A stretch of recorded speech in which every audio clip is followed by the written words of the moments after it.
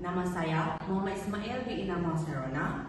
Saya mewakili institusi pendidikan guru kampus Rajang dan tajuk pidato saya Bahasa Kita, Marah Bangsa. Assalamualaikum warahmatullahi wabarakatuh. Salam sejahtera, salam Malaysia Madani. Yang dihormati barisan juri yang adil dan bijaksana serta hadirin yang saya hormati sekalian. Alhamdulillah, marilah kita memanjatkan kesyukuran kehadrat Ilahi kerana dengan izin dan limpah kurnianya kita dapat berhimpun dalam majlis yang penuh bermakna ini. Tajuk pidato saya pada hari ini ialah Bahasa Kita, Marah Bangsa. Hadirin yang dihormati, bahasa bukan sekadar alat komunikasi. Bahasa ialah jiwa, roh dan identiti sesuatu bangsa. Lihatlah sejarah dunia terbaru besar seperti Yunani, Rom, China dan Arab. Mereka mampu berdiri megah kerana bahasa mereka dijunjung tinggi. Begitu jugalah bangsa kita. Bahasa Melayu ialah nadi perjuangan dan lambang marwah bangsa. Jika kita kehilangan bahasa, maka hilanglah jati diri kita sebagai bangsa yang bermarwah. Seperti yang pernah ditegaskan oleh tokoh bahasa, Pendeta Zafar, bahasa menunjukkan bangsa. Tanpa bahasa, hilanglah arah dan marwah sesuatu masyarakat. Sidang hadirin sekalian, bahasa ibarat akar kepada sebatang pohon. Jika akarnya terpelihara, maka pohon itu akan terus subur, rindang dan berbuah.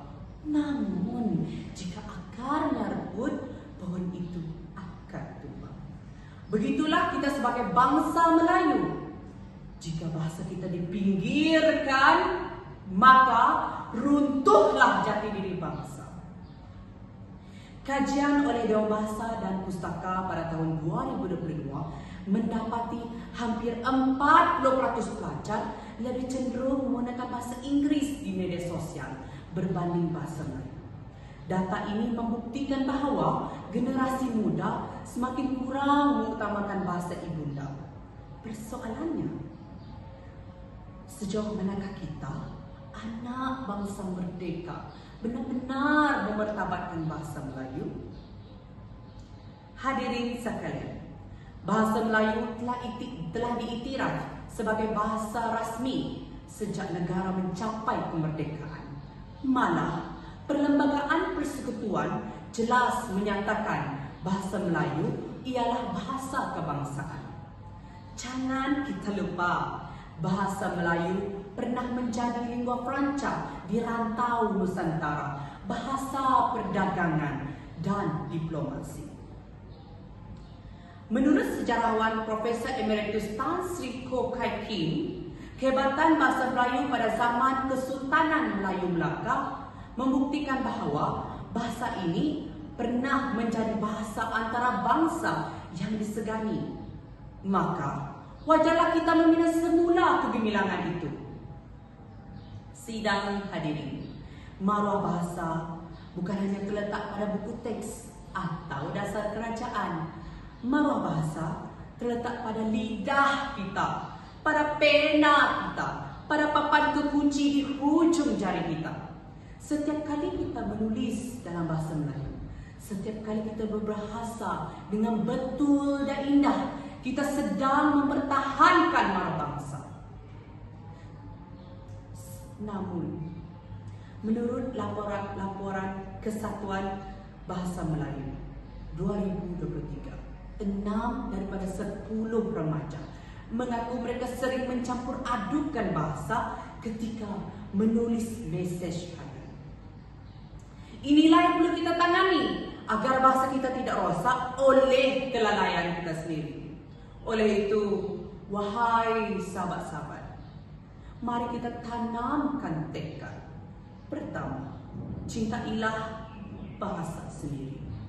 Gunakanlah bahasa Melayu dengan penuh kebanggaan di mana-mana sahaja kita berada. Kedua, perkasakan ilmu melalui bahasa Melayu.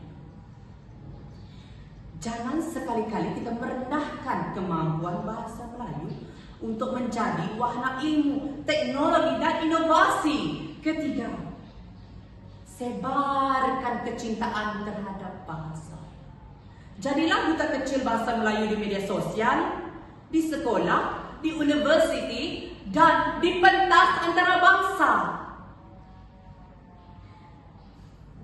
Hadirin yang dihormati, sebelum saya mengakhiri pidato ini, ingin saya tegaskan, bahasa bukan sekadar kata-kata, tetapi bahasa ialah jiwa bangsa.